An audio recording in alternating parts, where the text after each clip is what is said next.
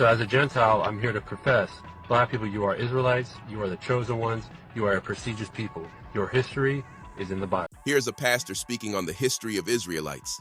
Take a listen. And so many people are blinded to the scriptures, blinded to historical truth, and they're led by their heartstrings, but it's not actually fact.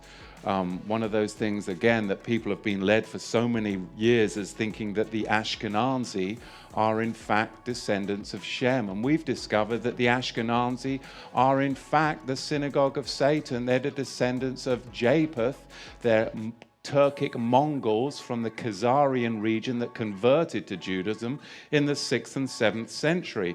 These are the things that we've discovered over the past few months. Those teachings came across in exposing the rotting stick of Israel and the synagogue of Satan that are in our archives. But then if I'm going to go forth and say, well, you know, those that say that they are Jews but are in fact not, but are the synagogue of Satan, and the Ashkenazi are in fact not Jews, they are sons of Gomer, Japheth, they're not even Shemites. Many people have come to me and said, well, who are the real Jews then? Where are the Jews and what's going on? I mean, we understand that we're Joseph's multicolored coat and we're exiled into the nations. But if Yahweh is gathering the whole house of Israel, all 12 tribes, and the stranger that wants to graft in and join, then where are the tribes and what's going on? So I think it's really important to address this subject because, as I said, 92% of the people that say that they are Jews today are in fact Ashkenazi, sons of Gomer, so thereby are the synagogue of Satan, they who say they are Jews and are not. So who are the real Jews? That's the question that has been posed to me many times over the past months. And there's really two answers to that question. And I'm going to be thorough today because I need to be thorough, because when you speak about this, it's going to upset a lot of people. So we're going to have to take our time in the scripture. So bear with me. Two answers to that question. One, I already addressed in the rotting stick of false restoration and the synagogue of Satan teaching. And that is, who are the true Jews? You see, the ancient Egyptians were a Kemetic people. They were black. In 1965, the former president of Egypt, Gamal Abdel Nasser, said he couldn't respect the present Jews in Israel because they left Israel black and they came back white.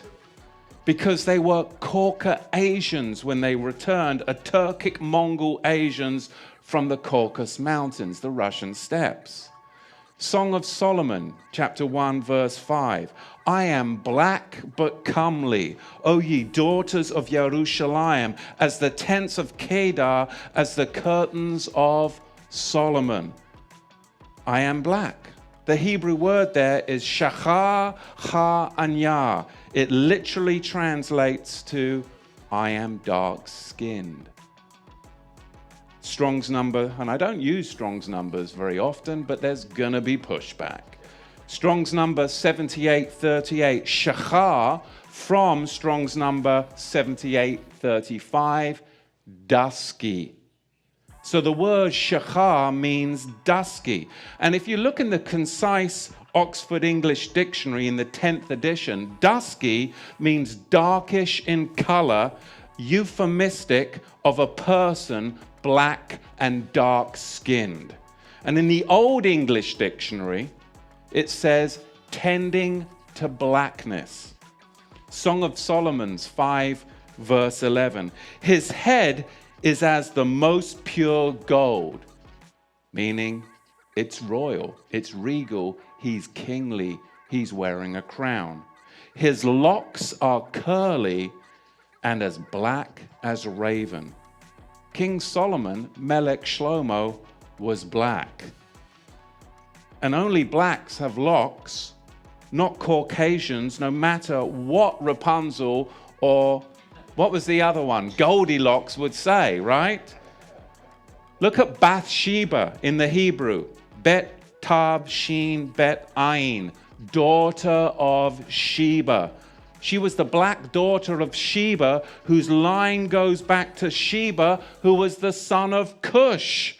Cush, who produced the Nilotic black races. Look at this, Bereshit, Genesis chapter 10, verse 6. And the sons of Ham, Cush and Mitzrayim and Put and Canaan, and the sons of Cush, Seba, Havilah, Savta, Ramah, Savtecha, and the sons of Ramah, Sheba and Dedan. And now you're going to say, well, if that's true of Solomon, what about Melech David? What about King David? We know that he was an Anglo because he had ruddy skin, right? Isn't that what the scripture says? Of course. He was Caucasian. No. 1 Samuel 17, verse 42. And when the Philistine looked out and saw David, he disdained him, for he was but a youth, ruddy and of fair countenance. And then you can just move on. But I just don't want to move on. Because when you look at the Hebrew for ruddy is Adomi. Adomi, and it's spelled Aleph, Dalet, Mem, Nun, Yod. And it means reddish black, as in reddish black soil. The reddish black soil connected to the land. And if you don't believe that, Genesis chapter 4, verse 10, Bereshit 4:10, and he said, what have you done? The voice of your brother's dam, blood, cries out to me from the ground. So now here we've got the wordplay. Dam is blood. Adamah is ground. Adomi is ruddy. We're talking mahogany in color, reddish black. Malcolm X, what was his nickname? Red. Detroit Red. Why? Because he was ruddy in his appearance. He was called Detroit Red. He was mahogany ruddy in appearance. So we have to dig in further, because if King David was an Ashkenazi, white Jew with a reddish complexion, he would have been described as Laban, an albino, but he wasn't. So King David looked more like Malcolm X than he did King Henry VIII. Right? But I mean, the DVDs we give our children, right? Oh my goodness, like you were saying, the Israelites have British accents, right? My goodness, it's outrageous. But look at ancient Egypt hieroglyphics, and they are ruddy. The Egyptians have got ruddy black skin, mahogany skin, reddish black complexions. Even the Ethiopian Jews, they're called the Falashas, meaning those that are black. Zephaniah chapter 3 verse 10. From beyond the rivers of Ethiopia, my worshippers, the daughters, my dispersed ones. That's the Queen of Sheba and her sons migrated and dispersed to Ethiopia. Lamentations chapter 4 verse 2. The precious sons of Zion are comparable to fine gold. Verse 8, their visage is blacker than coal. And the concise Oxford English Dictionary, the 10th edition, tells us that visage is a poetic literary of a person's face with reference to the form of their features. A person's facial expression is what? Blacker than coal. You start to connect the language and you start to see. Bereshit, Genesis chapter 9, verse 27. We have got the Ashkenazi sons of Japheth that have infiltrated into the land and are what? They've got the whole world convinced. The whole world convinced that they are sons of Shem. But look what it says in Bereshit chapter 9, verse 27. It actually tells you that Yahweh, who is omnipotent, it is his will because he has actually deceived them into doing this. They are so deceived into doing this. Look at Genesis 9, 27. Elohim will entice and deceive. The Hebrew word there is patah. Patah. He will deceive Japheth, Ashkenaz, the sons of Japheth, and he will dwell, that means Ashkenaz will dwell in the tents of the Shemites. Is that what's happening today? Has he deceived the Ashkenazi so much, those from the Russian steppes, the Caucasians, he's deceived them so much that they're actually dwelling in the place where the real Shemites should dwell?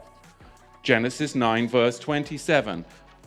You see, Yahweh is the one that has deceived. He has enticed Japheth. Patah, deceived, enticed. He's deceived and enticed the Ashkenazi Jews into believing that they're the Jews, and they've built the Zionist state of Israel today. And Delilah made Shimshon Samson sleep upon her knees, and she called for a man, and she caused him to shave off the 7 locks off his head, and she began to afflict him, and his strength went from him. You see, Samson was the first Rasta. He was a Negro lion fighter, similar to the African Maasai tribe, Judges 14:5 and 16:19. You see, Samson tore a lion apart as he would a young goat. And as a Nazarite, he wore 7 dreadlocks. He was mahogany in body color, just like Malcolm X, and his visage was blacker than coal. He was a Negro, Lamentations 4, 7, and 8. And this is really hard for people to see in Scripture, because predominantly it has been the Caucasians that have been in charge of the Scriptures, right? For millennia. Lamentations 5:10, our skin was black like an oven. Job 30, verse 30, my skin is black upon me and my bones are burned with heat. Deuteronomy 28, Deuteronomy 28, verse 68. And Yahweh shall bring you into Mitzrayim, Egypt again with ships. And the way of which I said to you, you shall see it no more again. And there you shall be sold to your enemies for slaves and female slaves, and no man shall buy you. And that is what happened to the regal class of the house of Judah. And I want to give you a brief history. I won't go into it too much, but I can't just make that statement because there'll be people that will push back. But I want to give you a brief history on slavery. I was just amazed, I got to tell you. I mean, when you come to America and you talk to people about slavery, you can talk to black people about slavery, white people about slavery, and they'll give you all this history on slavery, and it only goes back to the 16th and the 17th century. And you're like, don't they teach you the history of slavery? Why? Ask the bloody question. Why are they only teaching you the history of slavery as far back as the 16th and the 17th century? Why are they only going that far back? Because they don't want you to go farther back than that, because then you'll actually find out the truth. But from the 16th and 17th century, we'll teach you about slavery. You've got to go further back, and you've got to understand and question, why do they do this throughout the whole of America in all the public schools? Why do they only go back as far as the 16th and the 17th century to talk about slavery? We've got to go further back than that. Because Islam designed infernal slavery, and then the Ashkenazi Khazars, those who say they are Jews and are not, are the ones that marketed it, and the regal Negro nomads exiled from the kingdom of Judah were the main recipients of it at the hands of the indigenous black Africans. Because you've got to understand, the regal class of the house of Judah came down from Israel, and they came into the land of the black Africans.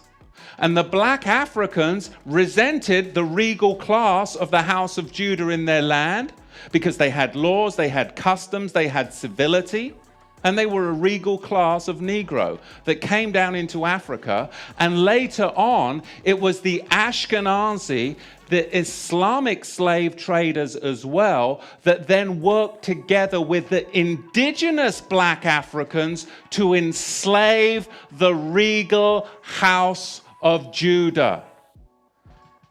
This is what we've got to understand, but you've got to go back before the 16th century to understand the roots of it. So we're going to see, as we dig into this, where this slavery came from, because it was really a system that was very, very well crafted. There was Islamic masters, and there were white Ashkenazi Khazar ship owners. There were the buyers and the sellers. And they're not going to fill you in on all of this, but really you've got a 4-tier system. Number one, you have the Negro nomads that were exiled from the kingdom of Judah. Number two, you had indigenous black African hunters that resented the regal Negro nomads that had come into their territory with their own customs, with their own laws that were different and would not assimilate into their tribal culture. They were their own tribe. They were the regal house of Judah. And number three, you had Islamic trappers that worked with the indigenous black Africans to trap the regal Negro house of Judah. And then you had them sell them to the Ashkenazi ship merchants. Let's keep switching the identity to hide the people. Why don't we just keep renaming you? Are you Negro? Oh, no, you're not Negro. No, you're colored. No, you're not colored. You're African American. And this is what they name you. The slavers name you this. Do you see how African American is a misnomer? It's a misnomer. Don't check that box. It's not true. So again, we've got the 4-tier system. Number one, we have the regal Negro nomadic class that are exiled from the kingdom of Judah. They are their own royal tribe in Africa. Then, number two, we have the native black African trackers. They're going to track them down. And number three, we have the Islamic trappers, because between 650 of the Common Era and 1900 of the Common Era, 10 to 20 million people were enslaved by the Arab slave traders. Over 20 million enslaved Africans were delivered through the Trans-Sahara route to the Islamic world. Can you get your head around that? That's not even touching the Americas. Over 80 million more blacks died at the hands of Islam en route. And number four, we have Ashkenazi Khazar Jewish ship merchants. And of course, the Portuguese and the British Ashkenazi were the main buyers. Islam and the Ashkenazi, those that say that they are Jews and are not, were the main sellers. Does that make sense? You've got to dig into this further. We have the 2 tiers right there. We have the Islamic trappers, and then we have the Ashkenazi ship merchants. You see, in the 1930s, it was an established fact that the regal class of Negro nomads exiled from the kingdom of Judah, that they resided in Songhai, in Mali, in Ghana, in Kenem, in Bornu, in the empire, and within the Onadu forest of Dahomey South of Timbuktu. Communities complete with Aramaic Torah scrolls. On page 90, From Babylon to Timbuktu, it says this: the black Jews had an advantage over the African tribes. Now, this is going to tell you why the native indigenous black Africans worked with Islam to trap the house of Judah and sell them to the Ashkenazi ship owners that were also Portuguese and British Ashkenazi ship owners. And that's the history we want to see. Why did this happen? Page 90. The black Jews had an advantage over the African tribes. They carried their culture, they carried their history, laws, and written records with them. This assured them a constant precedent for the development of a higher social organization. Because of the stability of the black Jewish culture, the Jews were not absorbed into the autochthonous population. In fact, the Jews absorbed some of the native tribes. The Jews made use of every opportunity. They were an industrious and skillful people. In the Jewish Ghanaian states were found kings, princes, governors, generals, secretaries, treasurers, revenue agents, judges, architects, engineers, doctors, historians, language interpreters, mathematicians, jewelers, sculptors, masons, carpenters, painters of art, goldsmiths. There were leather workers, potters, armorers, saddlers, blacksmiths, agriculturists. Do you think the indigenous blacks resented the regal Negro nomadic class of the House of Judah? And do you think they wanted to get paid by Islam? And do you think Islam wanted to get paid by the Ashkenazi Jewish ship merchants? And then you get to your transatlantic slave movement. But don't start at the ships on the west coast of Africa. Do you know how many blacks in America have been lost to Islam? It's outrageous. That's not your tribe. Your tribe is Judah. Muhammad's tribe enslaved you. Why would you convert to Muhammad's tribe when you're of King David's tribe? Don't convert to the tribe that enslaved you and then sold you to Ashkenazi ship merchants. More black Negroes have been lost to Islam in the 20th century than any other believing, Bible-believing group. It's outrageous because they don't want you to know who you really are and what tribe you're from, but you're not from Muhammad's tribe. Never were. Never were. You are a regal Negro class from the royal house of Judah. It's outrageous to me. Islam is not the black man's religion. It's for those of the Banu Hasham clan of the Quraysh tribe. That's who it's for. It's not from the tribe of Judah. Never was, never will be. It was never the religion of the Negro nomads in Africa because they were exiled from the kingdom of Judah. In Joel chapter 3, verse 6, it talks about these indigenous black Africans in collusion with the Ashkenazi because they were selling the Negro house of Judah to the Greeks. And who did the Greeks? The Greeks, they invented democracy, didn't they? Didn't they just? You see, Africans weren't selling their own people.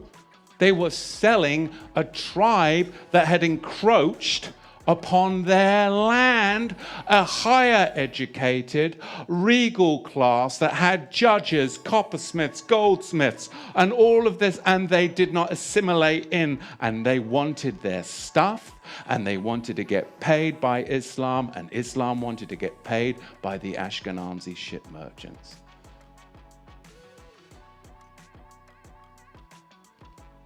The Igbo tribe of Africa, they're Jewish.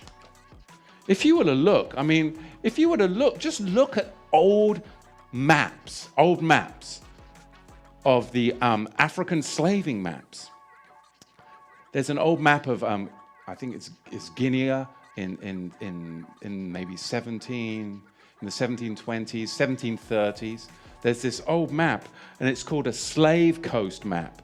Look on that. It's the Slave Coast map of Guinea, 1736. And you look on the West Africa map of 1747, and it says right on the West Africa map of 1747, Kingdom of Judah. Right there on the map. On the 1747 Slave Coast map, Desert of Seth. Well, who was Seth? He was Adam and Eve's third son after the death of who? Abel. Desert of Seth, right there on an African slaving map. Luke chapter 3, verse 38, we're talking about the genealogy of Yahusha from the tribe of Judah. Verse 38, the son of Enosh, the son of Seth, the son of Adam, the son of Elohim. But by 1771, the very same map, even with the same cartographer that did the map of 1747, all of a sudden, by 1771, they got wise to it. And there is no kingdom of Judah no more on that map. Disappeared. Same cartographer. Somebody got to him, right? Why would the same cartographer remove the kingdom of Judah from the 1777 map, 1771 map, that was in the 1747 map? Why would he do that? You see, you've got to go further back, because the more we go along this timeline in this day that we have, people don't understand what has gone on in the past. And we are making the very same mistakes as we come to this apocalyptic time of days that we're living in. What's the number one slaving country today? What's the number one country that America is economically, politically in bed with? The number one slaving country in the world today, Saudi Arabia. Our whole currency is connected to a slaving country that enslaves women, children, and men from all over the world. And they say nothing. And they're funding our politicians. And you don't think this message is relevant? Because people just, let's just stick to, safe and secure. Meanwhile, we're all going down the street to destruction. Do you really think they care what color your skin is? They just want to enslave you all. But they don't want you to really tell the black Negro in America what tribe he's from and who truly enslaves him. Looking at Pew Report, most Black Americans are Protestants. While a majority are American-born, 12% hail from sub-Saharan Africa and 11% are from the Caribbean. Africans were practicing Christianity long before they were forced to learn the European version of Christianity. The foundation of European version of Christianity taught in the Black community has been rotten from the beginning. The history of the Black church is one of resilience in the face of systemic racism, but it has also perpetuated certain ideologies and practices. The Christian faith occupies a complicated, often racialized place in the history of Black people all over the globe because of how it was abused by white colonists and slave traders to subjugate Black people. Christianity was a double-edged sword for African Americans. On one hand, white Europeans wanted to use Christianity to make slaves docile and obedient. On the other hand, Africans adapted Christianity for their survival and liberation. The role of Christianity in shaping societal beliefs and narratives cannot be understated, especially when considering its influence on the portrayal of religious figures and the dissemination of information. When I delved into the reasons behind the release of Black Jesus icons or the Pope's prayers to the Black Madonna, I kept seeing the history of whitewashing in religious imagery. The depiction of Jesus and other religious figures as white has deep roots in European art and colonialism, perpetuating a narrow and often inaccurate representation that has had significant social and psychological effects. The reclaiming of these icons, like Black Jesus, can be seen as an effort to challenge these dominant narratives with religious imagery. Throughout the centuries, Christianity has indeed been used to justify various forms of oppression, from the subjugation of indigenous peoples to the support of slavery. The failure of the church to always uphold truth can be seen in these historical injustices. Great majority of these Black ministers of the cloth have been preaching what these white supremacist seminary schools told them to preach. I mean, really? There was a time during slavery when the enslaved people weren't allowed to read, period, let alone being able to read from the Bible. And when they were allowed, they had to read from the slave Bible. The influence of seminaries and theological training on religious leaders is a significant problem. The doctrines taught in these institutions often shape what is preached from the pulpit, and historically, many of these seminaries were indeed aligned with white supremacist ideologies. This has had a lasting impact on the messages conveyed to white, Black congregations and the ways in which Christianity has been used to justify discrimination and inequality. Too many of these so-called Black ministers over the years have been doing a great disservice to the Black community. Most of these ministers are too afraid to rock the boat, telling the truth about the Bible being Black history. Then the rest are too busy pimping the congregation of their money or don't care to know the truth. The Black church needs ministers who are willing to teach the whole truth of the Bible. Some Black scholars and teachers have pointed to scriptures such as Lamentations 4:8, Job 30:30, and Lamentations 5:10, which describe the Israelites as having skin blacker than coal or black like an oven. These interpretations suggest that the original Israelites were Black, and that today's African Americans and other Black diaspora populations may descend from them. Zephaniah 3:10 and other verses reference people of faith coming from beyond the rivers of Ethiopia, further supporting the connection between Black populations and ancient Israel.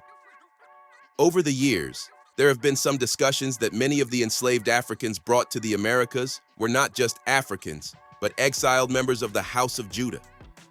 The teachings have outlined a four-tier system in the transatlantic slave trade: regal Black nomads, exiled Jews from Israel, indigenous African tribes who allegedly resented and captured these exiles, Islamic slave traders who helped facilitate the trade, Ashkenazi Jewish ship owners who allegedly financed and managed transport.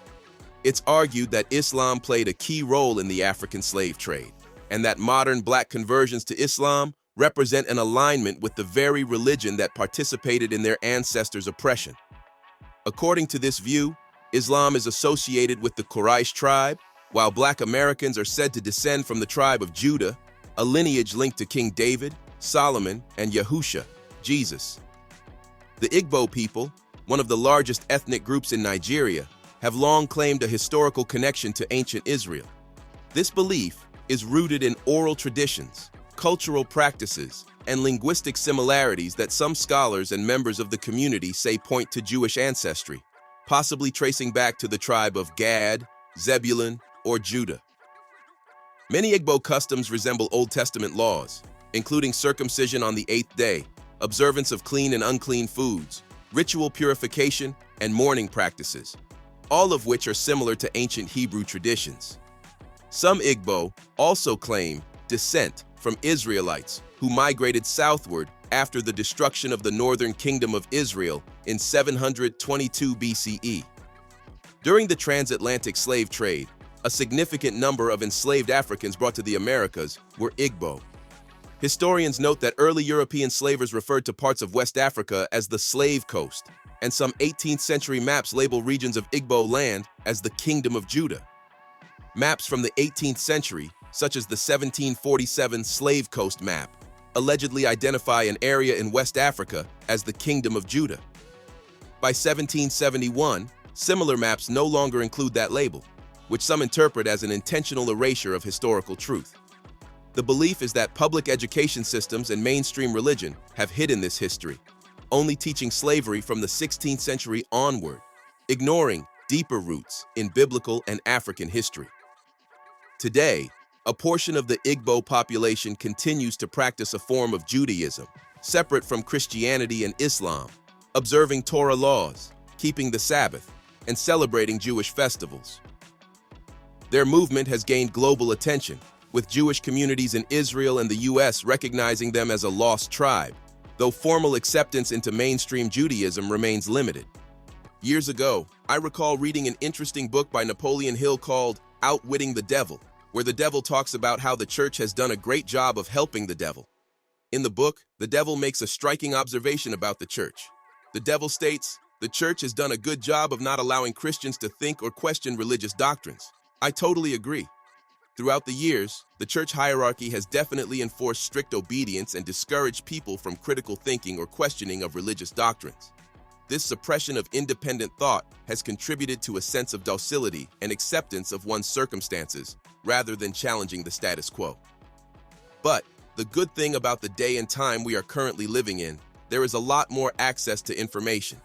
People that choose to know the truth can find it, if they are willing to do the work.